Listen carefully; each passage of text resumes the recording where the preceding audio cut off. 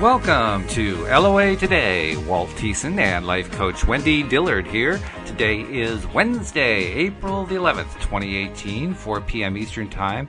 Your second daily dose of happy for the day. And Wendy, early this morning, Cindy and I decided that today was not just Wednesday, that it's Wednesday in honor of A.A. Milne and his description that Wednesday, the windy Wednesday, is the actual name for the day of the week. So we figured that's kind of whimsical. We'll go with that. Well, that works for me because I come from the Windy City. There you go. And my name begins with W, that's so I right. sometimes I'm Windy Wendy. And yeah, that's good. I like that. That works well. So how you doing? Things going well? Yeah, it's going great. Being off of work for today's day number 5, because I include the weekend, I have to say I feel alive and creative and like I'm in my element, and it's just a joyful feeling. I love it. How about you? Pretty good day, yeah. I mean, I actually added to my mirror work this morning. Not intentionally. Intentionally. I found something new. Over the last 24 hours or so, there were a couple of things that happened that kind of rubbed me the wrong way. I was having a hard time with them. And I woke up this morning, and you know how Abraham teaches that when you first wake up, that's your best chance to reach for that high vibration point. Well, I wasn't getting there, just not getting there. I had this level of resistance that was in the way. I said, well, shoot, I got to get rid of this. How do I get rid of this? So I get up, do my usual thing, and then go to do the mirror work. And I was finding that the mirror work was doing wonders in terms of helping me to release it. I was actually feeling movement inside of me while I was doing it. So what normally is like a 30 to 45 second routine went on for like 3 or 4 minutes. And it felt good. And I got done with that, and I said, whoa, that's pretty cool. So now I have a tool to use if I get into a bad place and I really need to rocket up the scale quickly, right? Well, now I have a way to do it. Apparently, just from doing it over and over again for a number of days, I'm now like acclimated to it or something. So it just kind of gets me there quickly. I love that. Wow. And just to kind of touch on that subject of what Abraham talks about, because it's something that I use like most every day, since we release resistance during our sleep time, then when we wake up in the morning, that's when we are at our highest vibration because we are without resistance. But what's so interesting, based on what you said, it sounds as though, and this is so easy to do, like as soon as you were really aware that you were awake, you started thinking about the things from yesterday that didn't feel so good. Oh, almost instantly. Yeah. And what I wanted to comment on is if you're not aware that that's what you're doing, like if you don't know that you've actually released resistance during the night and you're at your highest place in the morning, right? It's like sometimes we're just so unaware that we have actually like immediately dropped back into yesterday's vibration by pulling those thoughts into today. Because I remember the first time I heard Abraham say, you're at your highest vibration early in the morning because you have no resistance. And I was willing to argue that point because I'm like, no, that's not true for me. And I had all these examples of all these days that like, no, as soon as I woke up, I felt bad because blah, blah, blah, blah, blah. Yeah, I've done that too. When I heard Abraham say it over and over, and I'm like, they've never really lied before. So maybe I ought to give this some credit and figure out what on earth is going on. Because if I think that it's not true for me, then what is it I'm doing that I'm not aware of? And I started to pay attention, and I realized like so subtly when I had a negative thing going on, oh my God, I brought it back into the next day. Like, before I even knew I was awake, I was already thinking about, that jerk at work, blah, blah, blah, blah, blah. I'm like, no, that's me doing it. Yeah. That's me doing it. So now I really take the time in the morning to like the moment I notice I'm awake, I kind of acknowledge I'm in the best, highest place I can be right now. What do I want to do with it? And I'm deliberate about what I want to do with it. And if I want to think about something ugly from yesterday, that's my business and I can do it. But when I do it, I don't just go, well, I have no choice, or I don't know what I'm doing, because now I do know what I'm doing. And that's a good thing and a bad thing. Well, yeah, it is, yeah. But that was the thing. Even though I knew that was my opportunity, I couldn't get there. I mean, I was really reaching for it. I knew that I was instantly reacting. I could tell that was going on. But I was trying to stop, and I was trying to focus, and I was trying to find that really happy thought. And actually, you know what did the most for me? It didn't get me there, but what did the most for me is that I actively said something like, I can't get there. I need help getting there. And at that instant, my cat jumped up on the bed and walked up to get petted. I figured, well, yeah, that's a good idea. Because it's hard to feel bad when you're petting a cat, right? So I tried that. That helped some. But I wasn't really getting there. That's what was really bugging me. I couldn't get there. Well, and that's so cool that you now have a new practice in your life. Yeah. That helps push you through things and helps you get to a great place. I mean, it's kind of like Abraham lately, I'd say like for the last year, has just so been talking about the benefits of meditation. And I will tell you this, they're not recommending meditation because that is the only way to get to the result that you're seeking. They just think it's one of the easiest ways, which is why they really, really love the idea of meditation. Okay. But the idea that they're a proponent of is letting go of resistance. So I like to say, if meditation's not your thing, that's okay. Just find some kind of practice in your life where you can let go of resistance.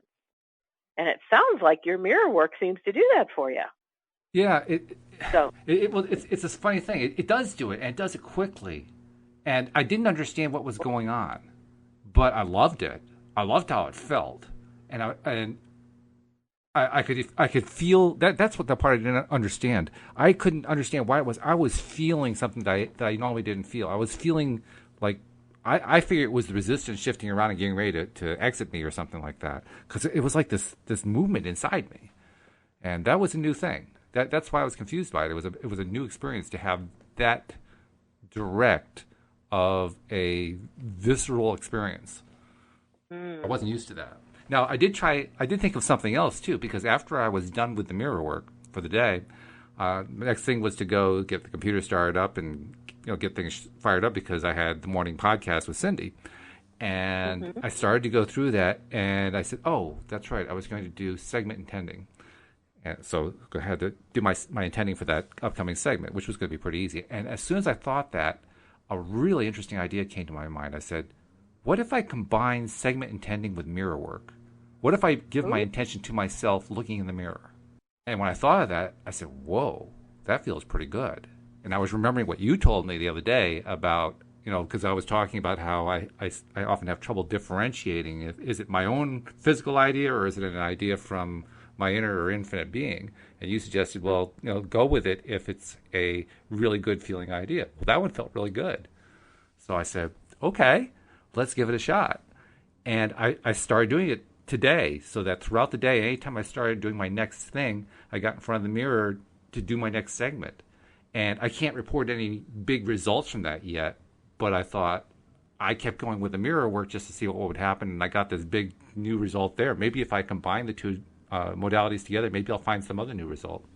I'm totally on board with what you said, because obviously that's why I said it to you.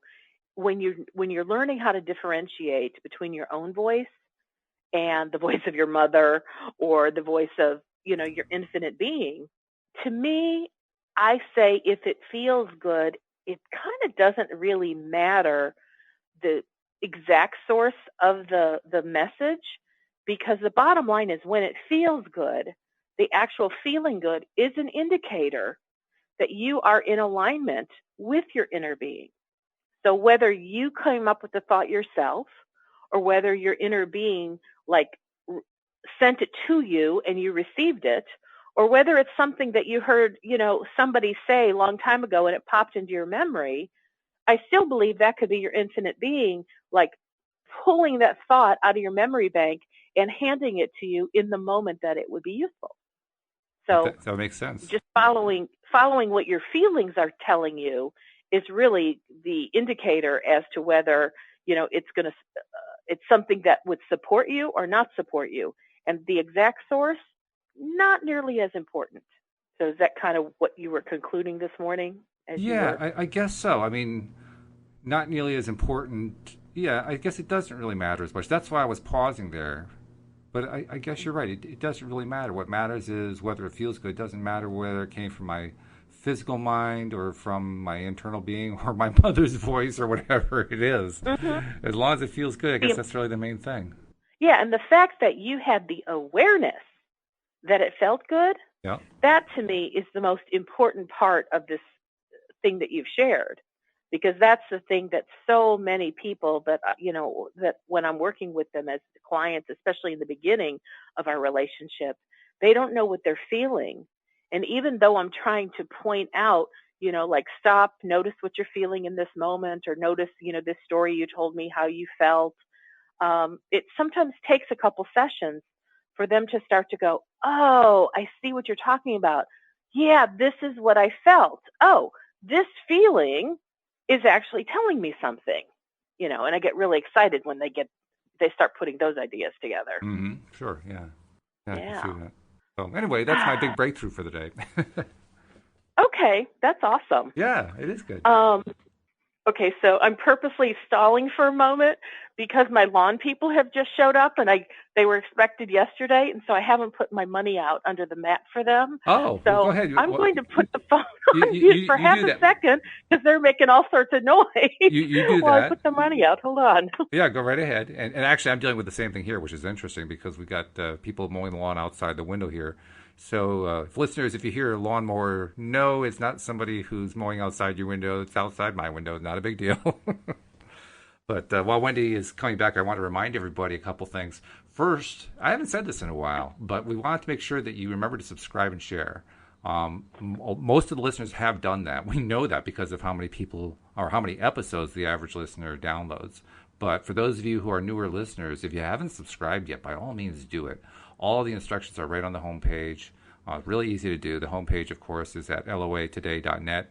And we welcome you to subscribe and then share it because the sharing is just as important as the subscribing. That's how we find more and more people who learn about us and say, hey, that's pretty good stuff. I want to have my daily dose of happy too. Cool. All right. Well, now that my lawn guys are paid. That's a good thing. I was commenting actually that we got lawnmowers outside of my window here too. So we got lawn mowing going on all over the place. Well, one of the things, because I talk about how now that I'm on vacation this week, I like to milk my mornings and think on specific things. This morning was a little bit unique because as I was, wanting to do my thing, the phone rang, and it was a dear friend of mine. And I could tell she was emotionally troubled, having some kind of thing going on. And so, we just kind of started chatting, and she was telling me her circumstances. And first of all, she's like, I'm just so overwhelmed with all these things going on. So I said, well, what are the things? And I wanted to purposely share this today because I thought it was a great example of paying attention to what the signs are, like how you know what is being communicated to you from sources beyond the veil, from Okay. non-physical. Yeah. And so anyway, I said, all right, well, first of all, the meaning of overwhelm is simply that you are thinking about too many things at one time, and that's why we get overwhelmed. Sure. And I know that sounds really simplistic, but it's amazing when we get overwhelmed, we forget that. Oh yeah, I agree. We're just thinking on too many things. So I said, let's just take each one of the things in your life that's feeling like something you can't handle, because those were her words. Let's just talk about them. So she talked about how, let's see, her heater, she went to turn the heater on and it wouldn't work. So she pulled something apart and went, okay, it's just making this weird clicking sound. And then she tried to use the air conditioner thing and it didn't seem to work. And she's like, oh my God. So now there's something wrong with my AC and heating and whatever. And she said, but I've called a repairman and, he's on his way out. But she said this to me. She goes, I know, Wendy, you've talked to me for a long time about everything, even circumstantial things, have some kind of message for me. So I've been trying to think about what that meant, the fact that my heating and air conditioning unit seemed not to be working. And she said, all I could come up with is that I was running hot and cold. something about hot and cold. And I went, okay. Didn't know what to do with that, but just kind of took that idea and put it on a mental shelf. And I said, okay, what else is going on in your life? And she said, well, in my bedroom closet, I noticed it was a weird thing. It was like there was this line of dirt on the wall. And she goes, I couldn't figure out what that was. And this was a few days ago. So she said, I just got the vacuum cleaner and I vacuumed up that dirt, thinking, I have no idea why there would be dirt like on my wall in the closet. Yeah. So I guess a day or two later, she looked at it and there was that line of dirt again. Now at this point, I'm starting to get a sense of what it is. And I don't know if just by talking about it, it makes sense, like anybody else is getting a clue. But I think I was tapping in energetically to what it was. So anyway, she vacuums up the line of dirt and heads off to work. And then third day, she comes back and there it is. And she looked really deep and she went, oh, there's little things moving. And she said, I think it's termites. Ooh. So she goes and starts Googling, and apparently, according to what research she did, this could be termites. So she went to, the hardware store and got some termite killer kind of spray. And she she vacuumed them up, and then she put this little termite stuff in like the area where they were. And she said, so far they haven't come back. It's been a couple days. And I said, okay. But she was saying, oh my God, but all this is so overwhelming. I said, okay, we're taking these one at a time. We have an AC unit. We have some weird thing on the wall that you think is termites. I said, what else is going on? She talked about some money stuff. We talked about that. And I said, okay, well, she said, I'm just overwhelmed money-wise. I said, what does that mean? Does it mean you can't pay your bills? She goes, yeah, I don't, my bills are overwhelming. And I said, okay, does that mean you have more expenses than income? She said, yes. I said, how much more? And she goes, I don't know. I said, what do you mean you don't know? She goes, because I've been so overwhelmed, I just stack the bills and pay them as they need to be paid. And I went, okay. And she goes, but here's something really weird. She goes, it seems as though every month there's a bill that fails to get sent to me. I said, what does that mean? She goes, well, like this month in particular, she said, I have a list of knowing when my bills are due, and my water bill is due around the 15th. And she said, I was looking through my stack of bills, and I noticed I didn't have a water bill. And so she said, I walked back to my mailbox to see if there was something in there that I missed, and there wasn't. And so apparently for her situation with her water bill, and I can't believe it in this day and age, that there's actually a surcharge to pay online, which is why she always takes the bill, pays by check, and puts it in the mail. Because it saves her like $5. But she said, in this case, because the bill is due, it was worth just paying the surcharge, so I paid it online. But she goes, I don't understand why I'm not receiving the bill. And it's not always the water bill. It just, each month there seems to be something that like isn't coming to me in the mail. So I went, oh, that's interesting. Again, put that on a mental shelf. So now we have an AC heating unit, a termite situation, her bills. And I said, what else is going on? And she said, I don't know, my relationship I'm in right now.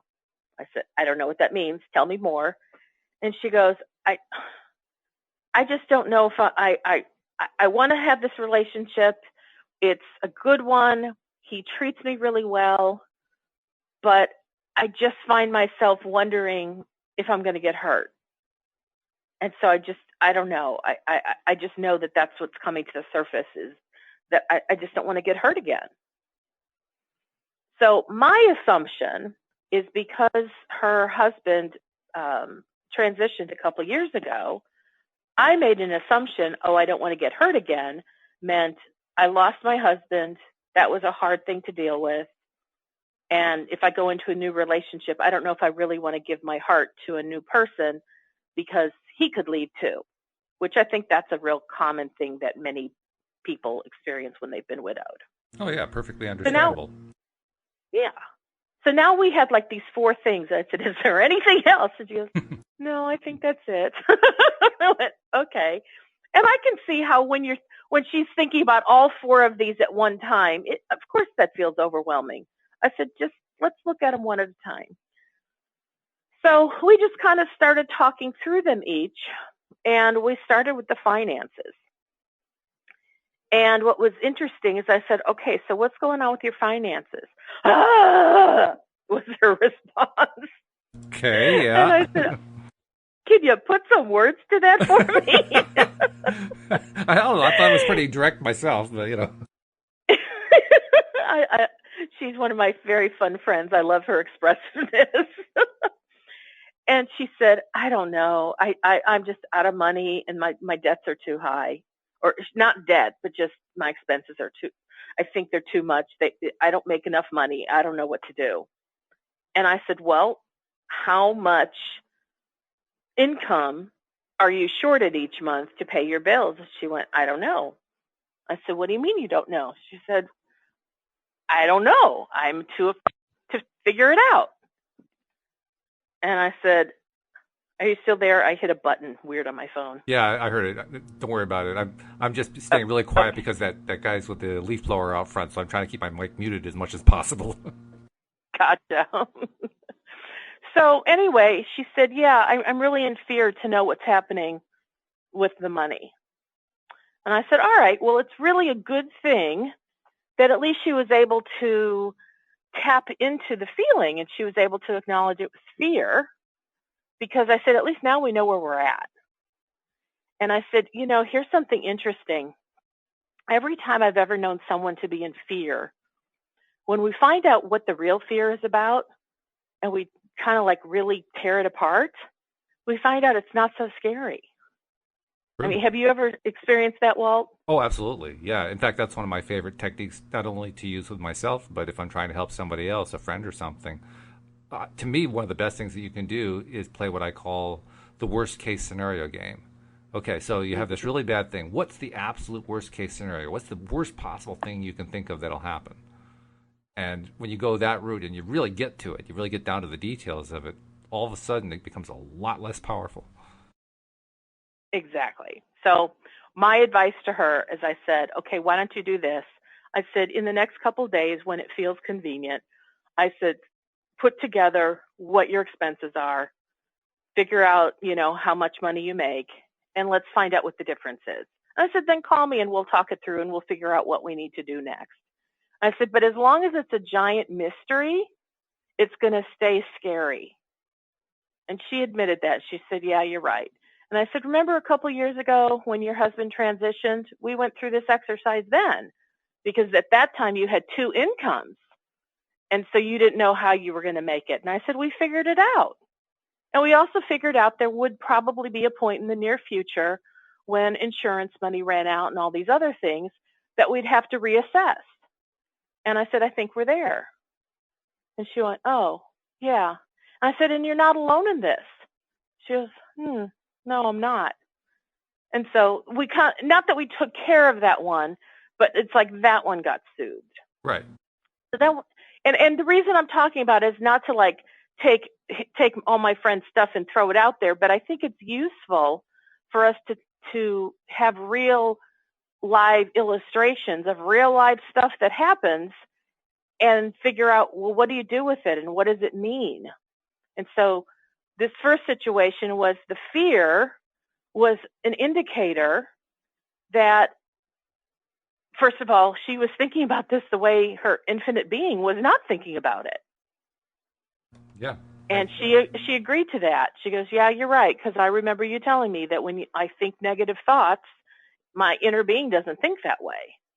And I said, well, so it might be easier for us to figure out how your inner being is thinking on this circumstance of your money scenario once we know what your money scenario really is. But for right now, it's kind of clueless to us all. And she went, yep, you're right. Yep.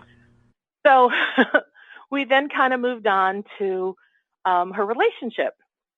And it's a new relationship. And, because her husband, passed a couple years ago, she's really been really quiet about telling people that she's even dating someone because, she feels that the world would frown upon her doing this. and I think it's been really wise that she's been just sharing it very sparsely with only those who really support her. Okay. But the fact that he's treated her really well, it's still a new relationship, maybe a couple months, but she's noticing she's kind of pulling back. And I said, do you know for what reason? She said, I just don't want to be hurt. And I said, are you afraid he's going to die? And she's like, I don't know. I don't want to be hurt. Well, what's interesting, and I won't go into like every single detail, but as she was talking, I went, oh, this is not about being afraid that he's going to die like your previous husband died. I said, I think this goes back to an earlier time in your childhood. Because, I know what I said to her. I go, so would you have given up the 25 years you had with your husband if you knew he was going to die? And she said, oh, no, I love the 25 years we spent together. And I said, I'm going to put it in strange words, but was it worth it that you had the 25 years and going through, the death experience with him? She goes, yeah, as gruesome as that was, yeah, it was worth the 25 years. I said, okay, so here you have the new guy. And what if somebody could tell you, like you're on a game show, okay, behind door number 1, you can have the relationship that is totally fulfilling and exciting, and he treats you well, but that relationship will only last for 5 years. And I make up weird stuff. And I said, and behind door number 2, you have no relationship for the next 5 years. And being a person who loves companionship, you will be alone for the next 5 years of your life, not knowing what the future holds after 5 years. Which door will you pick, door number 1 or door number 2? I think we can skip the box where Carol Merrill is standing. Oh, no, I was Carol Merrill. Oh, you were? Oh, okay. Yeah, actually, as I was thinking it through, I was actually pointing in here, door number 1, and my hands were all, pointing to door number 1. So she said, well, I would pick door number 1.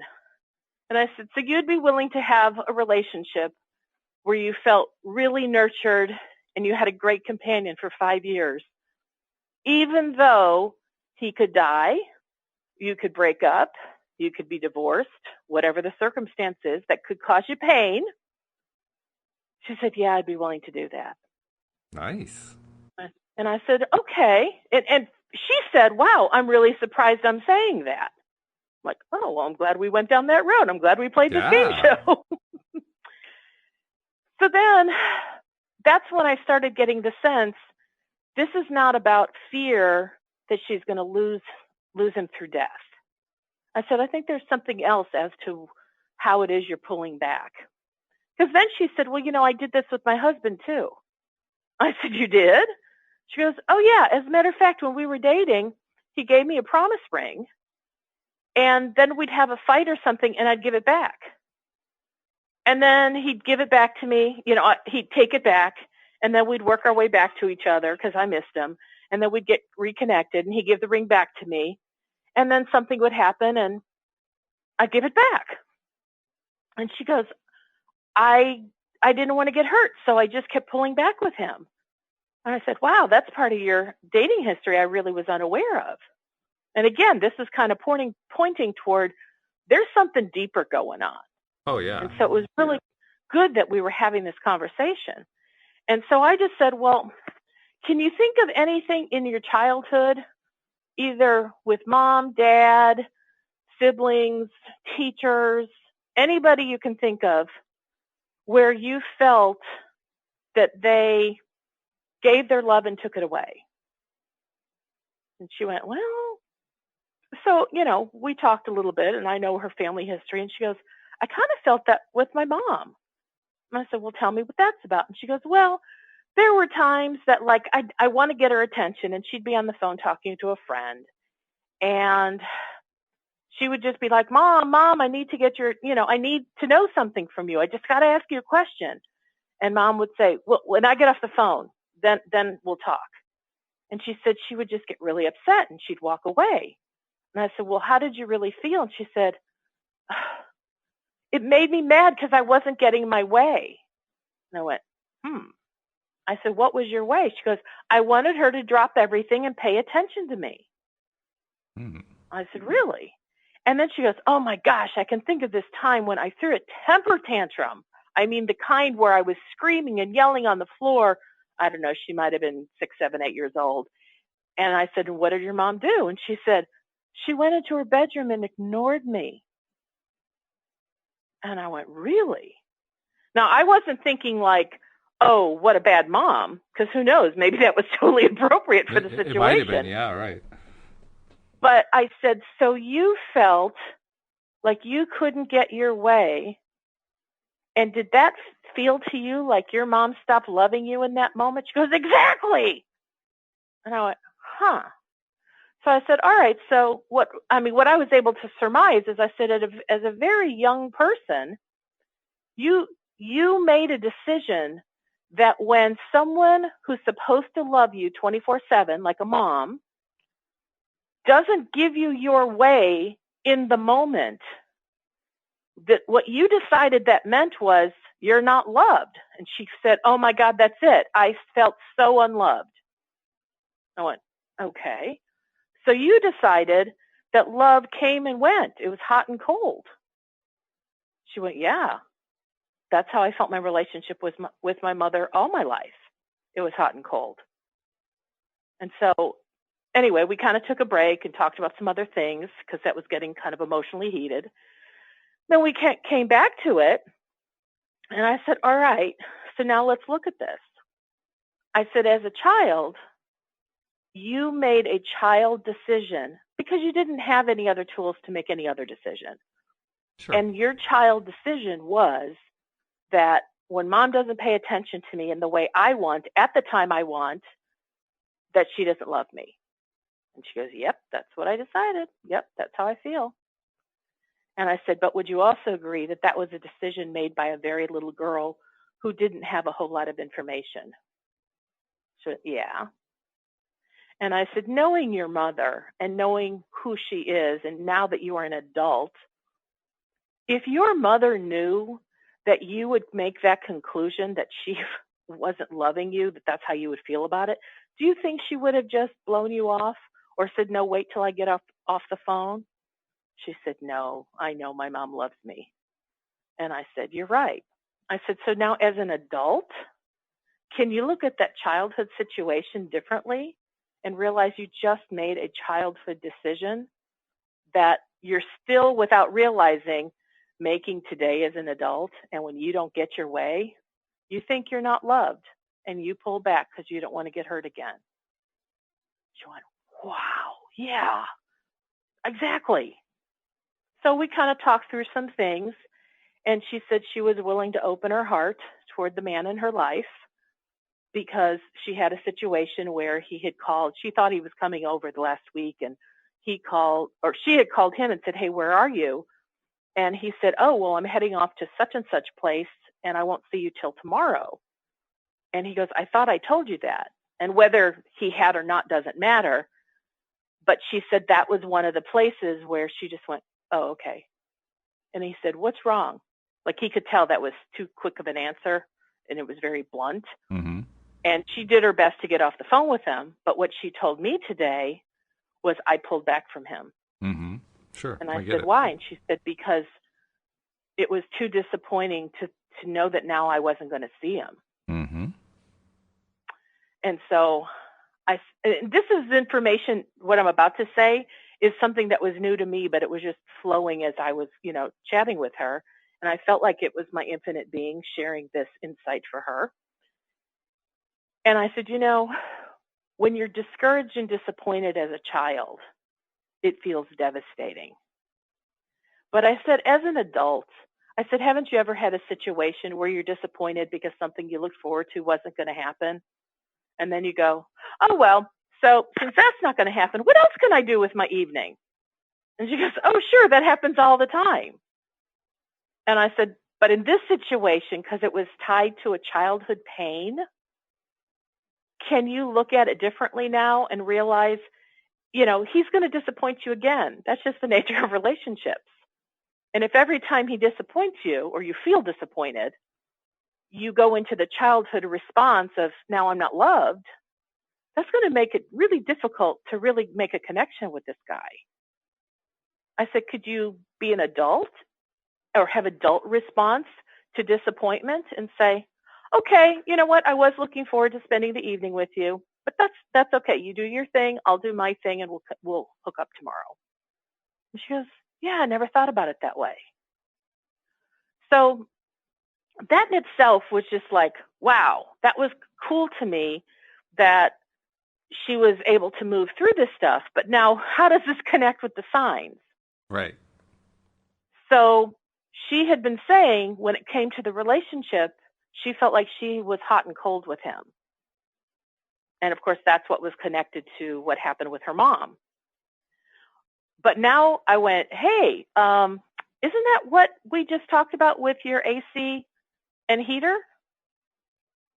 That it's like it's hot and cold?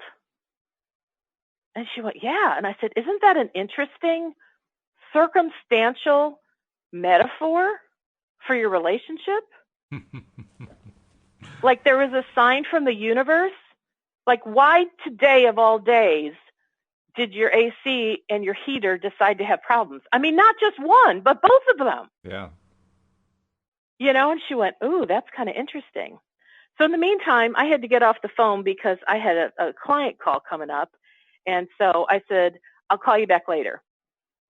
So I called her back later. And when I did, I had taken a shower and, you know, wonderful things happened to me in the shower. It's like a place of meditation. Sure. Because while I'm busy shampooing my hair, my inner being flows in thoughts, right? Yeah. Well, yeah, I get it. Sure. Because I'm like, and I wasn't really even thinking about her situation, but all of a sudden I got an idea about the termite thing. So I texted her and I said, hey, if you can, call me. I want to tell you something I just got about the termites. It's going to blow your mind. So she calls me up and I said, okay, so simultaneously you have your AC heating situation going out. That's hot and cold. And we know that one's now representing your relationship where you were pulling back because you were blowing hot and cold in the relationship. And she goes, right. And I said, so I was thinking, how does this fit in with the termite thing? And all of a sudden, this is what came to me. You were putting up walls, which we had talked about earlier with the men in her life. She puts up walls, Right. and it's time to take them down. And I said, the termites were taking down your wall. And she just stopped, paused, and burst into tears. Oh. And she said, that's it. That's it. And I said, look at the perfection of the signs and symbols sent to you by the universe. At the same time, you have an AC heating thing going hot and cold, which represents your relationships. And you have termites trying to tear down your wall. I said, because it's time for you to take down your walls and stop blowing hot and cold. And she went, that's it. That's so totally it. And then, like for her, she's like, I know I can do things differently in my relationship because the stuff we talked about with the mother-her relationship thing, that shifted how she feels about who she is now in relationships.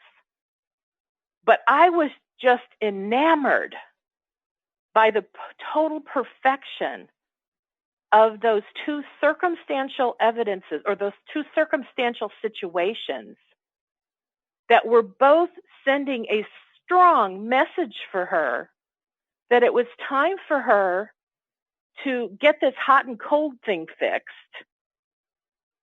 and to tear down her walls and let love in and allow herself to let love out. No more walls. And so it will not surprise me at all if the termite situation is gone.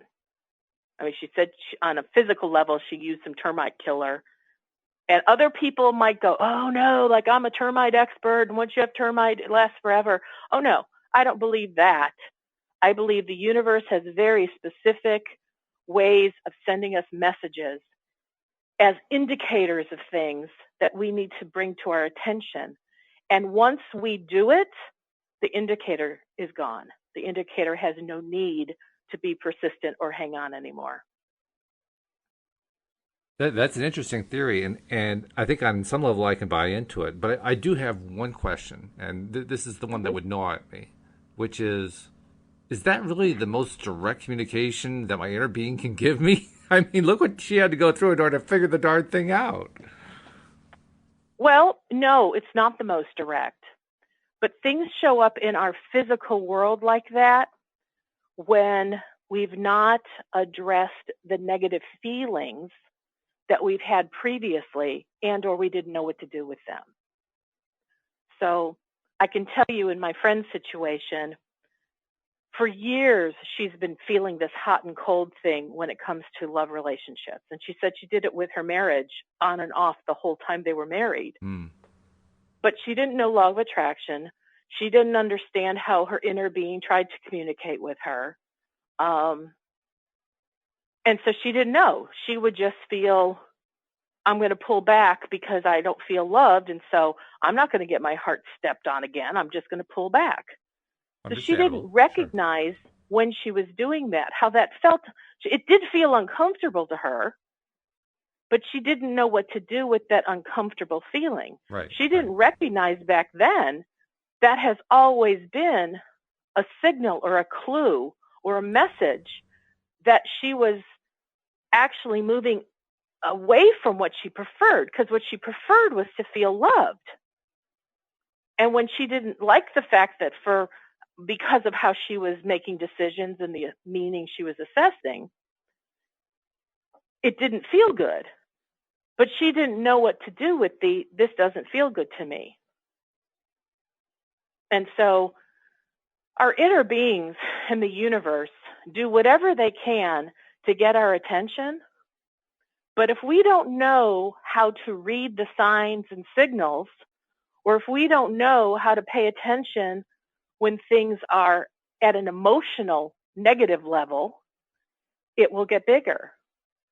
And it'll either get into our body, and that's how we create dis-ease, or it'll be a physical circumstance that causes us to do something, like an air conditioner now requires attention, or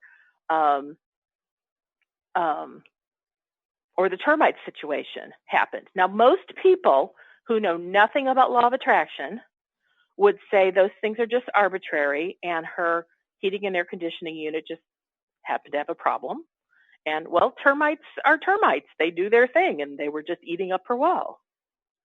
Now, because I've been following law of attraction for over a decade now, I've been paying attention to these kinds of things, both in my life and in other people's lives. And I would say at least 90% of the time, I'm able to get almost an immediate could be within a day or a week, metaphoric understanding of what thoughts the person's been thinking or what thoughts I've been thinking that line up with this physical circumstance. And as soon as I take care of the thoughts and shift them, so now I go from thinking negative to now it has a more positive vibrational quality, then the physical circumstances either go away by themselves or I get them repaired and they stay repaired. Does that answer the question you had? I think it does. I like directness, and so that's why I struggle with it. I mean, I think you adequately answered the question, but I still want to know why I can't be getting a more direct answer, or why she couldn't get a more direct answer, more specifically in her case. Why is it that can't be more direct? She was getting a more direct communication, but she wasn't tuned in to receive it. So you think it was there and she just didn't notice it? I believe our infinite being is broadcasting information and answers to us 24/7. Okay. It is a continual broadcast. Well, I can accept that. Just like you want our show eventually to be 24/7, where people can tune into something that gives them a daily dose of happy. Right. Yep. Whenever they're ready for it. I believe our infinite being is doing that already. But it's just like if you think of a scenario where a mother is trying to teach their child something to not get in trouble, and the child's not paying attention. Yeah. Yeah. And they end up getting in trouble anyway. Well, that's the part I can certainly identify with, because, I mean, I've been aware for the last few years that I have not been aware before that. And so I've been really trying to learn how to get back in touch, so to speak. So that part I can get. You know, I can see how inner beings trying to send messages and I'm just not, no, the receiver's just not turned on. That makes sense to me. Yeah. And see, most people, not only is their receiver not on, they don't realize they are a receiver. Well, yeah, you have to know that first. Yeah. And so, I mean, the truth is there are some people that know nothing about law of attraction and they are living incredibly blessed lives of ease. And, you know, we look at them and go, how dare they do that? And what are they doing? Are they drinking some special sauce that we don't know about? Something in the water? I mean, and I think, yeah, it's like, I think by default, when they were young, they started making associations that today you and I are having to make deliberately. But for them, they just sort of made some associations and it worked for them and they just kept doing it. It makes me think about what you've told me about your friend Keisha and her ability to see energy. And I'm wondering how many of us actually knew how to do that when we first came into the world and forgot about it. I think every one of us, without question. I believe every one of us came in with all of our clair modalities activated, you know, clair sentience, clair cognizance, clair audience, or whatever all those names are. I know there's 5 clairs, but it's like we have metaphysical abilities to see things that are not physical, seeable objects. We can also hear things that are not physical hearing things. And we can sense and we can taste and we can touch. And I believe we came into this world as little babies having all of those things intact. And then I believe because this world doesn't use those very much, they weren't reinforced. And instead, we started to pay attention to how other people interpreted the physical signs. And so as little physical babies, we started to pay more attention to what was in the physical because that's what the big people were doing. And there wasn't hardly anybody who was paying attention to the non-physical things. I mean, unless maybe you go, you know, a baby goes on a play date with a whole bunch of other babies, they might all have non-physical communication amongst themselves. Could be. You know. Movies been made about that. But beyond that, I do believe most of us get trained away at a very early age to no longer use the tools and the knowings that we had when we first came here. Mm. And so they're always available to us at any point in our adult life that we learn about them or get clued into them or are open on a spiritual channel to receive. All of those channels are available to us. But I know for myself, as well as others I've worked with, even though those things are there and they can be easily activated, because they don't act like we don't know enough people using them, we doubt that they're real. Yeah. So it's like, how long do we question and second guess? Well, I think I'm getting this idea, but because I don't know the source of it, I don't want to call it valid. That's certainly where I've been at, yeah. And yet we are willing to call things valid that we go, well, I don't feel worthy, or I just have low self-esteem. Yeah, that's interesting, isn't it? We sell out on that kind of thing so easily. Yeah, that one's easy. Or, well, so-and-so is prettier than me, and, that's the problem. It's because I'm not pretty enough. Or, well, that person's more successful because, they went to Yale or Harvard, and I didn't go to school and I don't have the credentials. So, therefore it's easier for us to judge ourselves as less than. Oh, yeah. Because we compare ourselves to others. Right. And comparing ourselves to others, there is a benefit in that. That helps us sometimes measure our growth and determine how we want to move forward. But it also works against us, especially if we're looking at some of these non-physical tools that we have available to us. Because when we look around and go, I don't know anybody who's using claircognizance. I don't know anybody else who's using this clairaudience thing. Well, And it's easy to I actually dismiss do know it. somebody I know two somebodies who, in my own life, who are using some kind of energy, reading Okay. or just detecting in some way. That's my two cats. And the reason I know that is we live in an apartment complex, and the apartment that we live in, there's like a little, when you open the door, it's like a little, it's not an alley, it's like a little path that you have to walk about 10 feet out before you actually get to see what's out there. So there's this little tunnel thing that they have to get through, and they're not really sure, are there any predators around, so they have to kind of sniff for them or look for them or feel for them. And I can see them sniff, and if there's a sound, I see their ears turn toward the sound. But sometimes they react to something, and I don't know what they reacted to. I can't see anything. I can't hear anything. I can't sense anything. I don't know what they reacted to. But they reacted to something, and that's what makes me think they're reacting to some energy. Mm-hmm. And it kind of makes sense because, I mean, we've been told that animals are great at receiving. They're not so good at being deliberate creators, but they're excellent at receiving. Whereas humans, we're great at being creators, but we're not so good at the receiving and allowing part. Animals are great at allowing. So it makes sense from that perspective. Right. Well, and we have all heard of situations where, like, dogs can hear sounds at Sure. vibrational Yeah. qualities that the Ultrasonic human ear stuff. Yeah. can't hear. True. And because that has been measurable by science, we don't doubt that. And so, they have dog whistles that you and I can't hear, but dogs hear very clearly. Mm-hmm. And see, we don't doubt that at all. And dogs don't doubt that they can hear that. They don't go, you stupid human, what's wrong with you? Open up your hearing and listen to the same sound we're hearing. Yep. It's like no big deal to them. Well, there are all sorts of broadcast signals, metaphysically speaking, that are within our sphere of receiving. Okay. But sorry, I'm coughing, so I'm putting myself on mute a lot. Well, I'll give you a break then for a second because I wanted to add in the ability to transmit and to receive this information.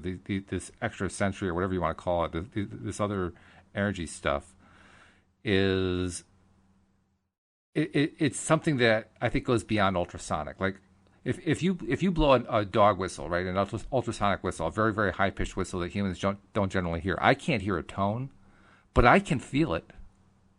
I do feel it. Like if there's like an ultrasonic humidifier in the room, I don't hear the ultrasonic pitch, but I can feel it. I can feel the pressure of it on my ears. Mm-hmm. I don't feel anything when the cats are reacting to certain things. I have no sensory awareness of it all. So maybe it is an actual sense beyond my sensual range. That's quite possible. But I know that I also have enough sensitivity that I can at least feel to some degree other kinds of wavelengths that are out there. And by that I mean physical wavelengths, not spiritual wavelengths. So I guess there's a part of me that wonders, is there perhaps another form of energy, maybe like a source energy that they're actually tapping into? I mean, I honestly, this is kind of like in that gray area where it's not like I totally understand the science behind it. But I know when I was working with my client today, I was saying something, and as I said it, I said, "Ooh, I'm getting goosebumps right now." And I said, that has always been my sign for what I'm saying is in complete alignment to what our source energy, what the universe knows. And she went, oh, and she goes, and I would agree because that feels really right to me, like it was really resonating with her.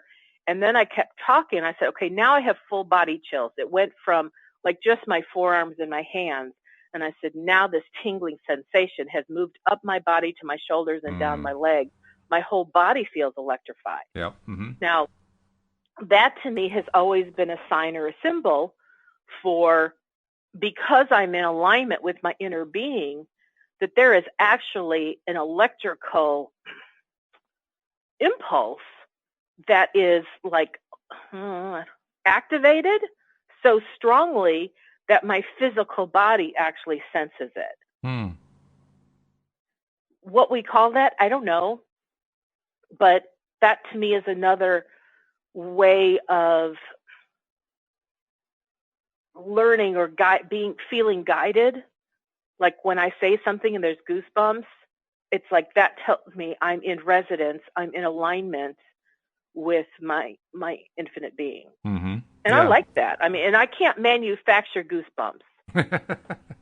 I suppose you can if you're really, like if you're in a warm house and it's cold outside and you go outside and for a while and you get goosebumps. But to me, those are physical goosebumps. Mm-hmm.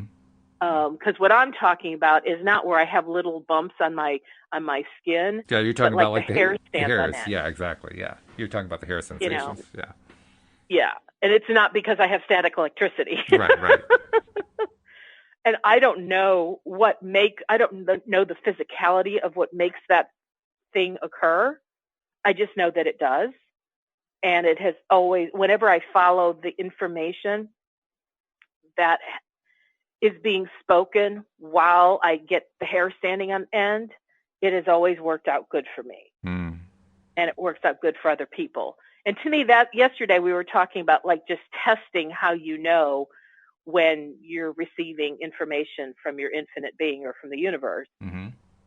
And it's like you got to test it. And, you decide, okay, I'm going to believe this is a yes and go with it. And if you get a positive result, you go, okay, well, then that must be what the hair standing on end meant or what that good feeling meant. Mm-hmm. But I love your question, which is, can't my infinite being speak to me more directly? Yeah, I mean, that doesn't seem like a whole lot to ask. Well, and I believe the answer is absolutely. And it's our job and responsibility to learn how to tune in with our receivers and learn those subtle differences between being right on the station to receive versus being in the static of, the station's not coming in clearly.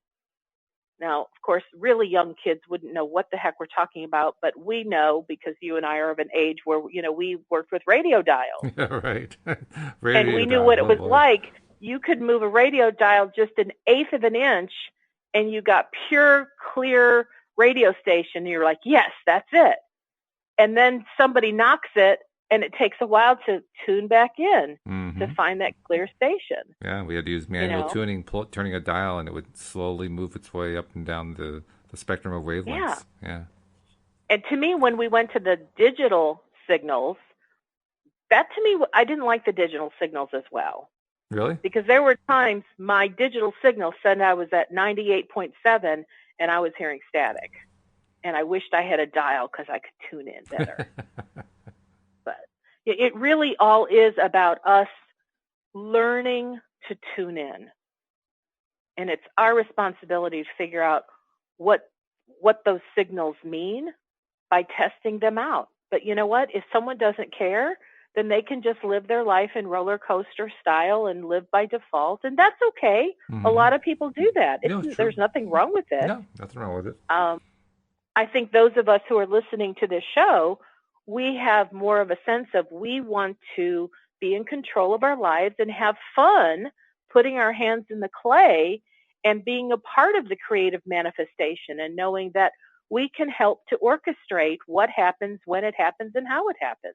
Oh, yeah, absolutely. Even though, we're still in partnership with the universe who sees the big picture and can help orchestrate things from a different vantage point, but it's our job to tune in. Absolutely. So and I'm afraid I hope the stories that I shared, help both you, me, and others listening to know how to pay attention to what those signals might mean. I hope that's true. Unfortunately, we have to drop it right there because we're completely out of time. So, Wendy, it's been a pleasure. Let's do it again tomorrow. Okie doke. We'll see you all next time here on LOA Today. Goodbye, everybody. Bye-bye now.